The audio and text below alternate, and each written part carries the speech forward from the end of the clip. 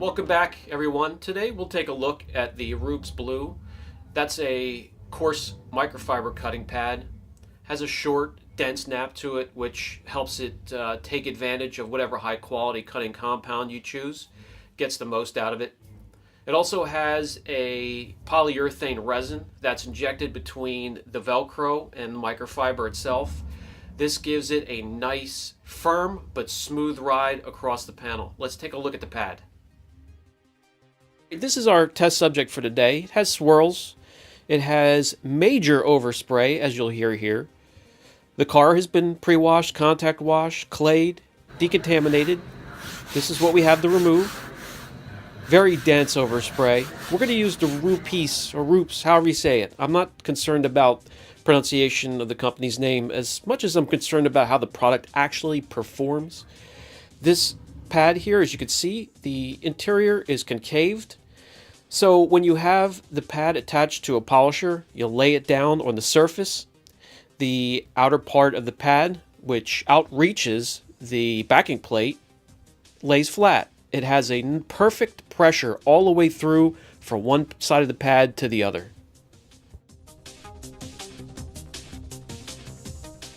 So what I did, I went ahead and masked off a little section. We're going to put on the pads, grab a cutting compound, and see how effective it is at removing this heavy, thick overspray with the Rupes Blue microfiber cutting pad.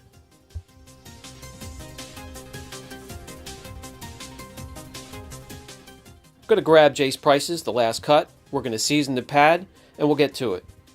If you take notice, there are 8 angled slits cut into the pad itself. This helps with the escape of heat from the pad through the backing plate. And if you pay attention as to how you attach it to the backing plate and line up those holes, you could take full advantage of that as well. It also has the center hole cut in the middle to aid with the escape of a little bit of heat.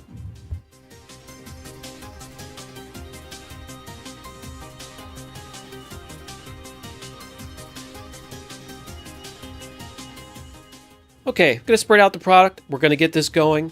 I'm going to use just medium pressure. We'll do a crisscross pattern and we'll come in, get rid of the residue, see how the pad is performing in this heavy overspray.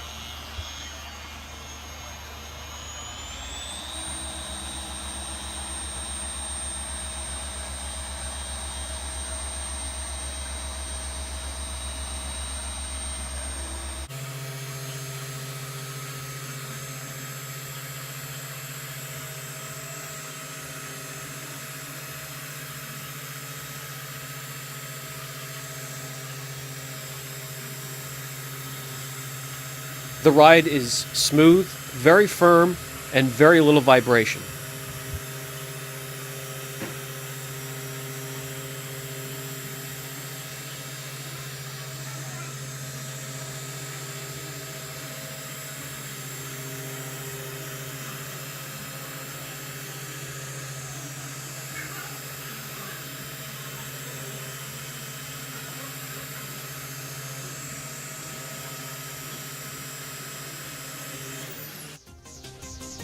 Not sure exactly what it is, but you can see all the gunk this pad has pulled up just from the little section here.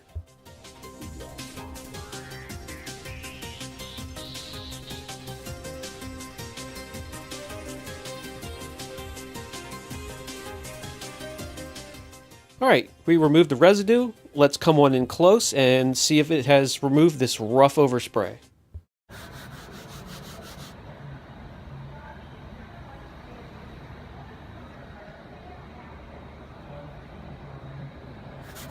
It has actually done a wonderful job. It's perfectly smooth inside the masked area. You team the pad up with the right compound, the right polish, you're going to be in good shape. I'll pull a masking tape off. We'll run my hand from the rough end to the smooth end.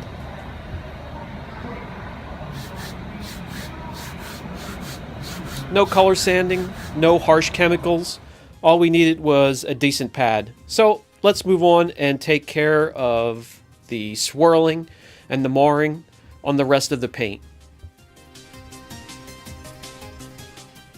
The pad has been cleaned with forced air. Time to prime it up again with the last cut, and we'll get back to work.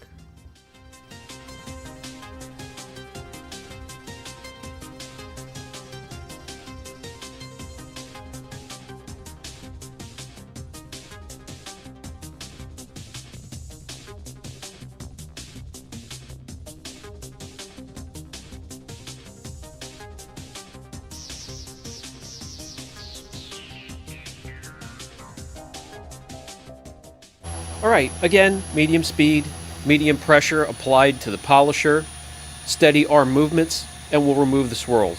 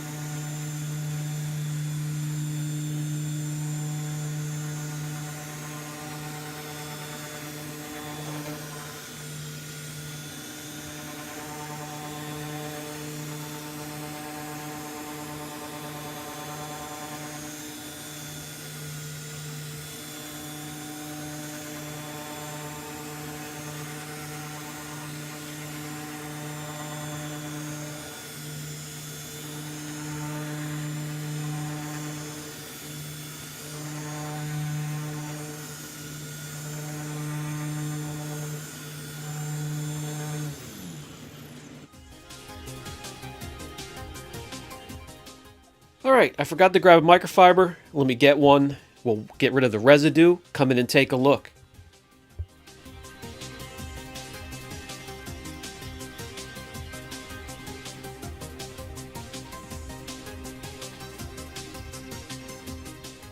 And there it is. Again, an outstanding job. As a personal preference, honestly, I'm not a fan of their electric polishers. I do, however, love their pneumatic LHR 75 and these pads, both in my arsenal.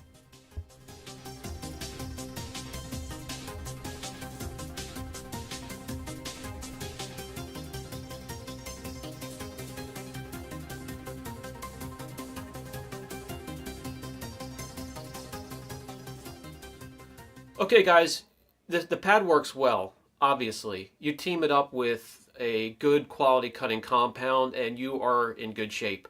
I'm going to put a link down below. If you have any questions at all, please don't hesitate. This is Brian from Apex Detail. Catch you in the next video.